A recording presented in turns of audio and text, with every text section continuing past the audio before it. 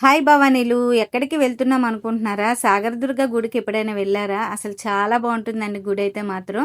అది పోర్ట్ ఏరియాలో అయితే ఉంటుందండి. కన్నిమరం గుడి ఉంటుంది కదా, అక్కడైతే ఉంటుంది.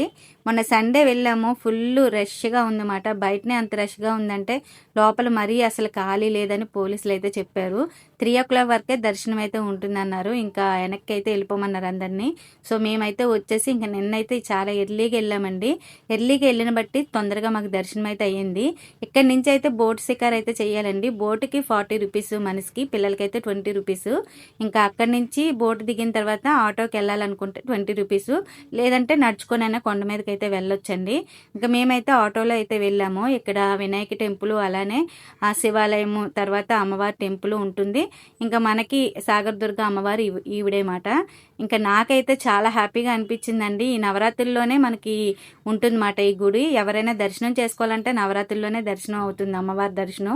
ఇంకా జనాలు అయితే చెప్పక్కర్లేదండి. మేము వెళ్ళినప్పుడు కొంచెం ఖాళీగా ఉంది. మేము ఇంకా రిటర్న్ అయిపోయేటప్పటికి చాలా జనాలు అయితే ఉన్నారు.